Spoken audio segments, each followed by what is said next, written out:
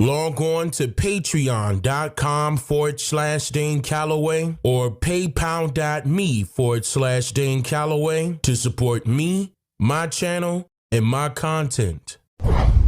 Merchandise is now available at I'mJustHereToMakeYouThink.com.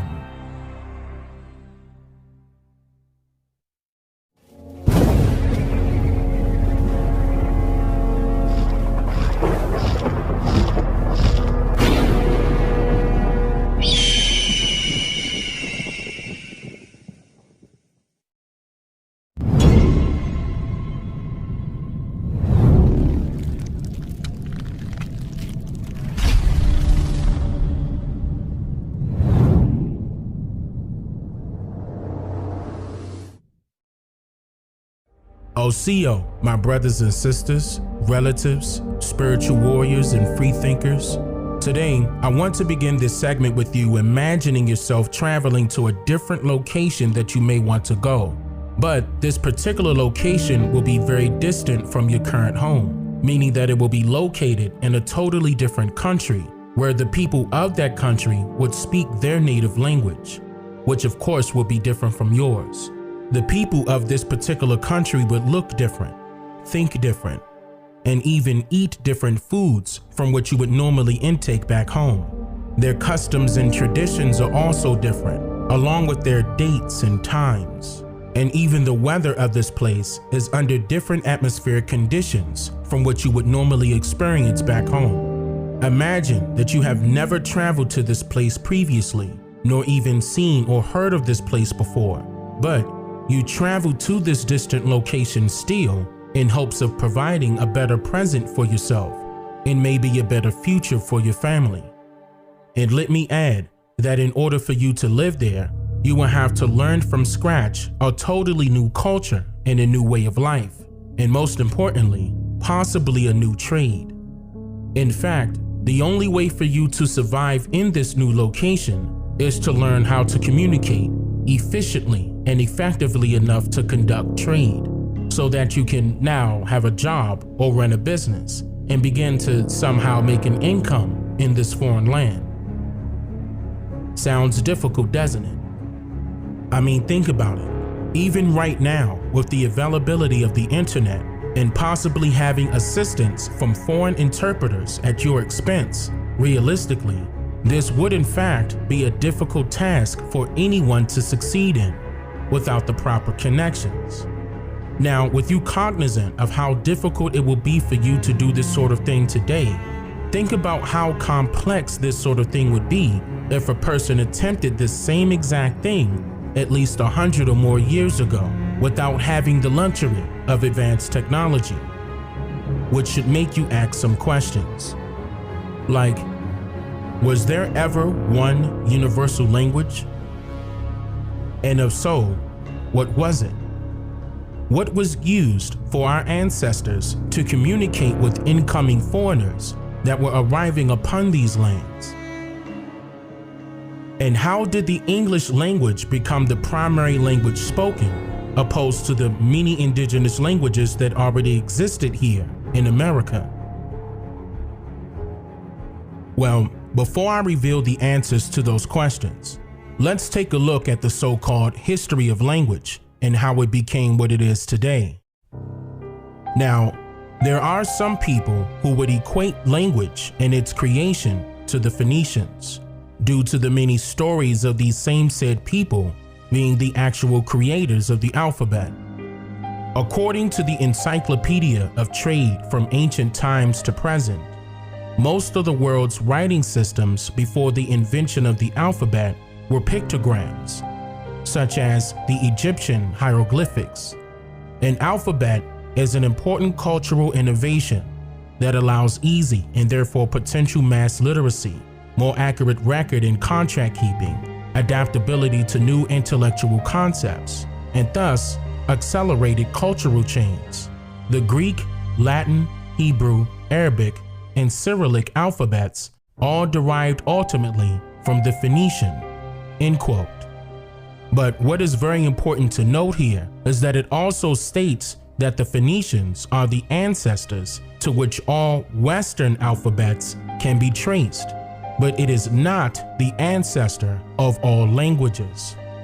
And that is because an alphabet does not produce the language. It only provides a symbol for the oral sound that a person makes when speaking a particular language.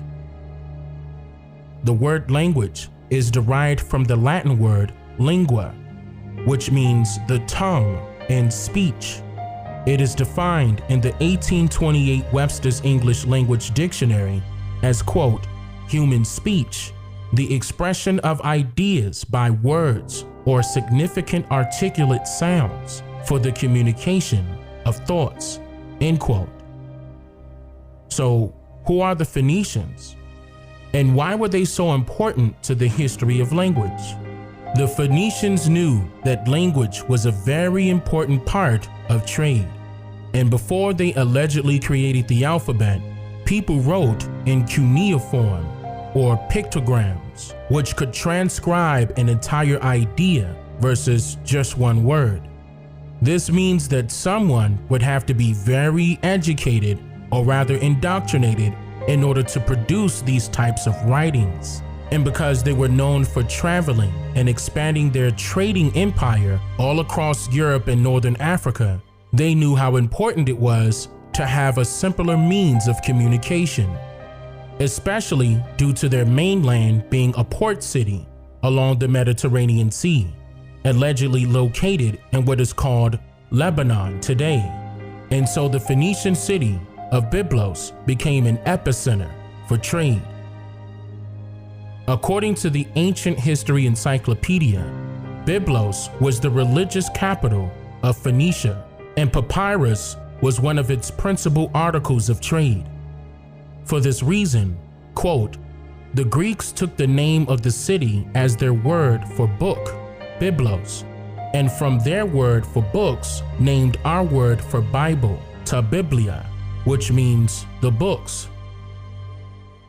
Byblos was an important shipping port known for its timbers. The cedars of Lebanon was said to be prized by other countries because it was the first city to allegedly perfect shipbuilding. The Phoenicians carried a trade route and created colonies in what is now known as Spain, France, Italy, and Northern Africa. And while traveling to different locations meant learning different languages and written scripts, which in fact took time to study and understand, the Phoenicians allegedly decided to come up with the 22 symbols that we recognize today as an alphabet. It was understood that every word that can be spoken is comprised of different sounds placed together. The Phoenicians realized that 22 sounds make up the majority of words, so they created easy to write and easy to recall symbols that anyone could learn to match with these sounds. It was also said that every one of these sounds were consonants, but many of these sounds were in fact vowel sounds disguised as a consonant symbol or letter. And many of these letters have since expanded into what is now known as the English alphabet. This is why you will find a few letters of the English alphabet having the same exact sounds and symbols, and in some cases having the same sound with different symbols. For some mysterious reason, the English alphabet has a few repeating sounds, in which a new symbol was created for each one, bringing the total amount of letters used in the English alphabet to 26. And the French and Spanish alphabet includes one additional letter, bringing their totals to 27. Now, why is this important, you ask? Well, just as the Phoenicians were traders that traveled and created colonies, so were the English, Spanish, and the French.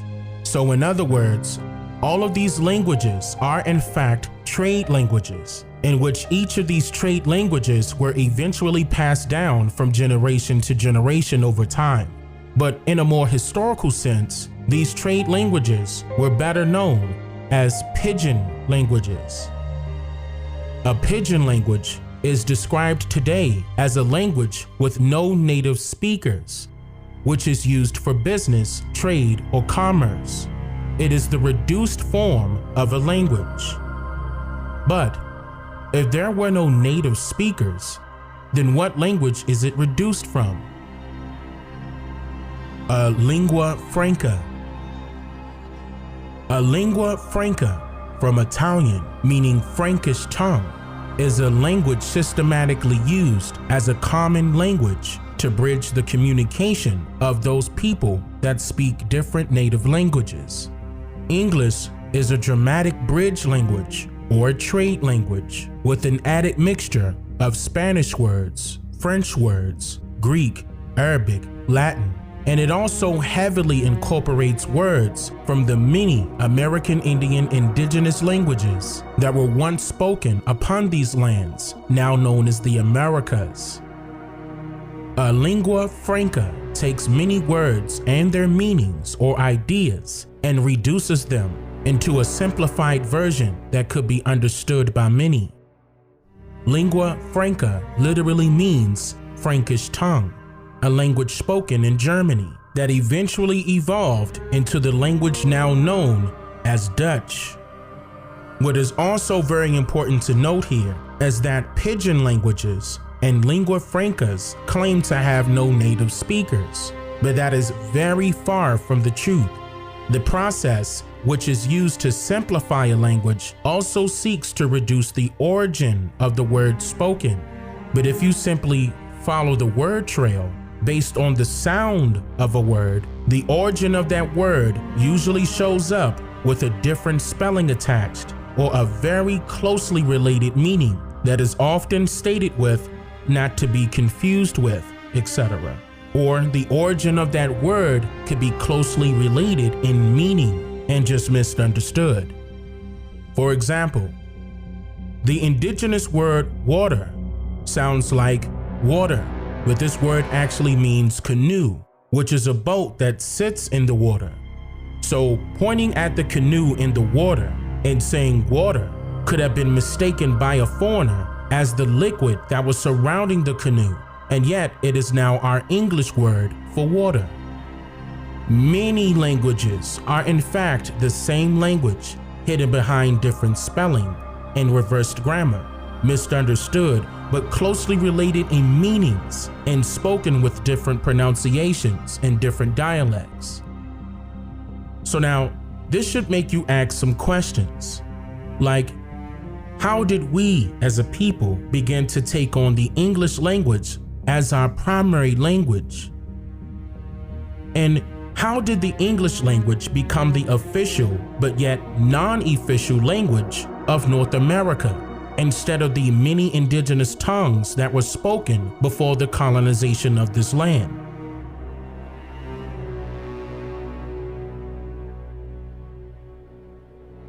It was implemented through a process called polysynthesis.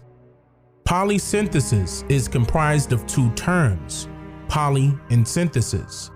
Poly meaning many or much, and synthesis meaning deductive reasoning, to put together or to combine.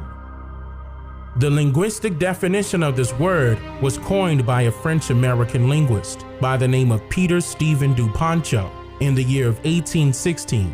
And according to the 9th volume of the North American Review and Miscellaneous Journal that was published in the year 1819, Duponceau defines polysynthesis as, quote, the act of taking the greatest number of ideas and comprising them into the least number of words. Peter Duponceau immigrated to North America during the year of 1777 and became well known for his linguistics analysis of the indigenous languages of America, spoken by the Indians. Peter Duponceau even wrote a book on the grammatical systems of the Indian languages. This book, prized by the Institutes of France, was called Mémoire sur le système grammatical de langue de quelqu'unes sous danger de l'émergence, or rather translated in English as the memory of the grammatical system of the languages of some Indian nations of North America, which was published in the year of 1838. It was known since the earliest days of colonization that Indians had a very rich vocabulary. It was stated in the North American Review that, quote, Indians have an innumerable quantity of words. To the testimony of Mr. Dupancho and of Colden, we can add that of Roger Williams, who says in the most emphatic terms that the language of the Indians is exceedingly copious, and they have 5 or 6 words sometimes for one thing. This was obviously a major issue in terms of trade, and so prominent anthropologists like Franz Boas, Melville Herskovits, and even Margaret Mead eagerly studied some of the indigenous languages of America in hopes of using the process of polysynthesis in order to royally change these indigenous languages indefinitely. Listen closely.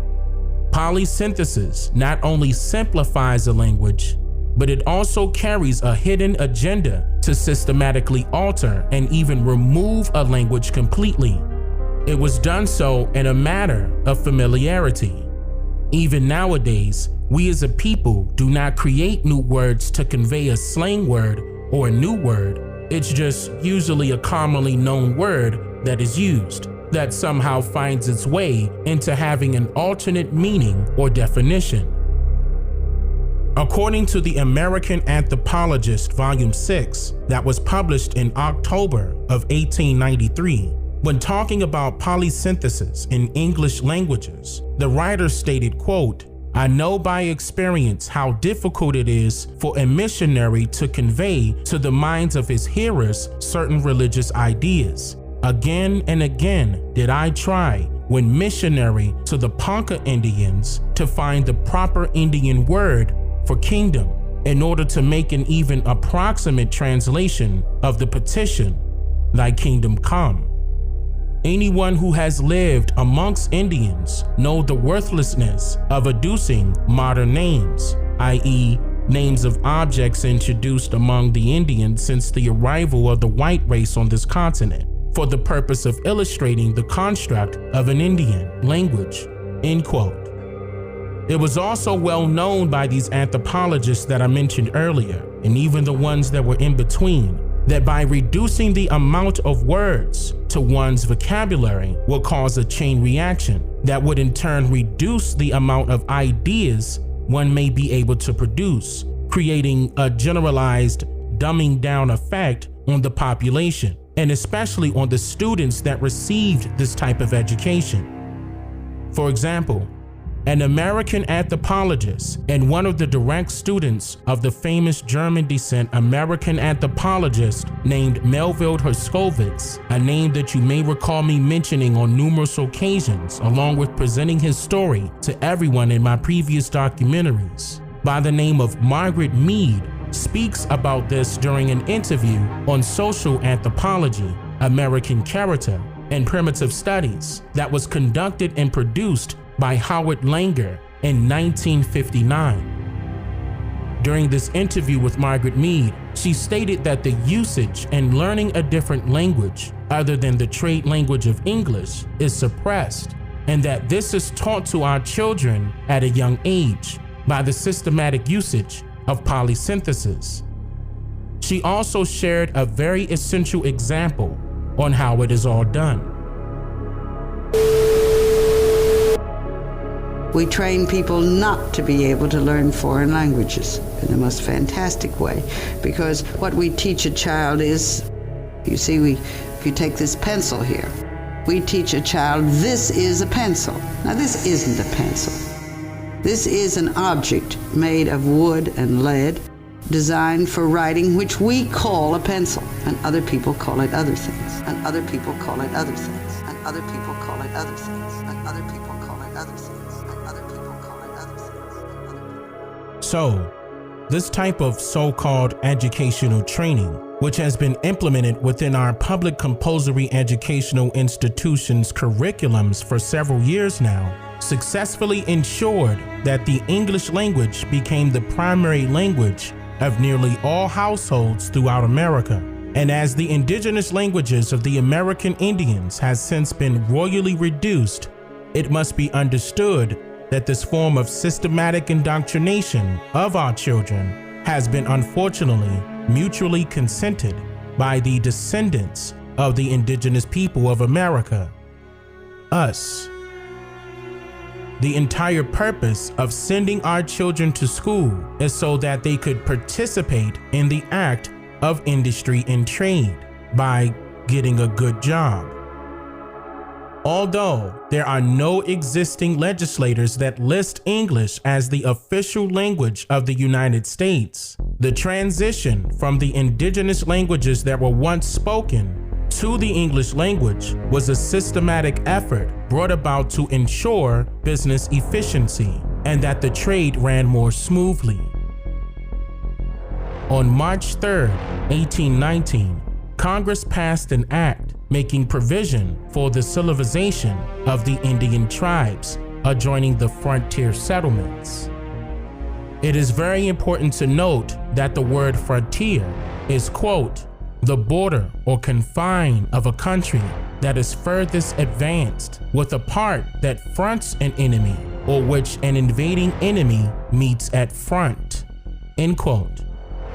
This act of 1819 states, quote, that for the purpose of providing against the further decline and final extinction of the Indian tribes adjoining the frontier settlements of the United States, and for introducing among them the habits and arts of civilization, the President of the United States shall be, and he is hereby authorized in every case where he shall judge improvement in the inhabitants and condition of such Indians practicable, and that the means of instruction can be introduced with their own consent, to employ capable persons of good moral character, to instruct them in the mode of agriculture suited to their situation, and for teaching their children in reading, writing, and arithmetic, and performing such other duties as may be enjoined, according to such instructions and rules as the President may give and prescribe for the regulation of their conduct in the discharge of their duties.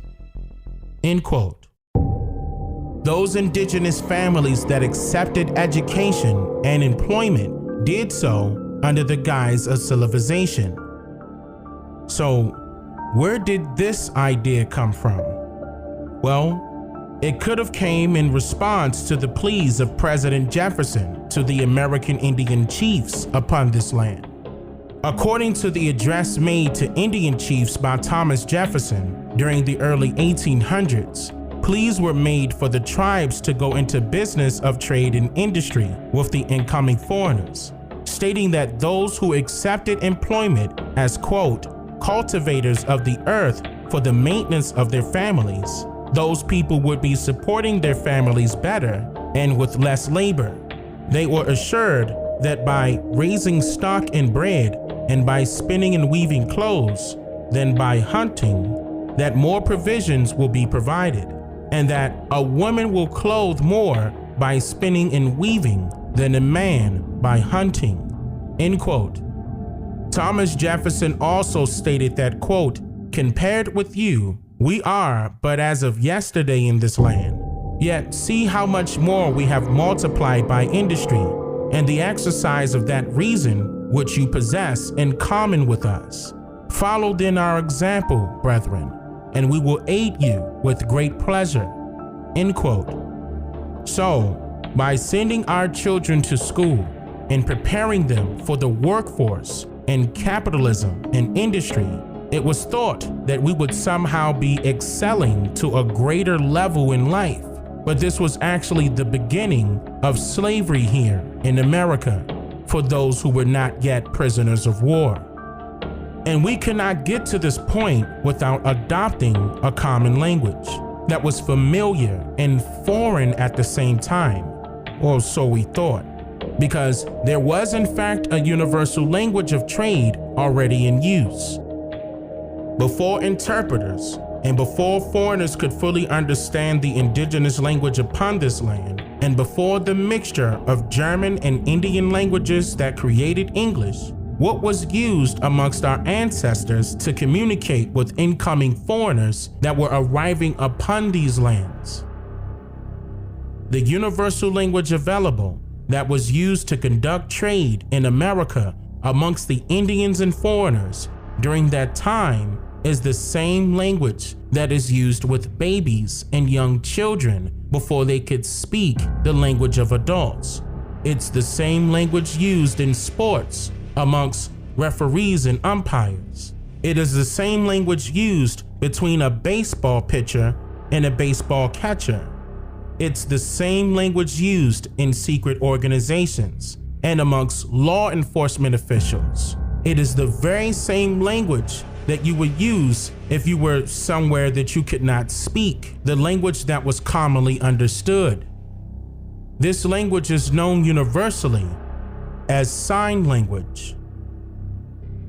And according to the handbook of the church's missions to the Indians, entered at the post office of Hartford, Connecticut in 1854, but published in March of 1913, quote, sign language was of extensive development and existed all over the world and bore a resemblance to the sign language now used in some of our deaf-mute schools.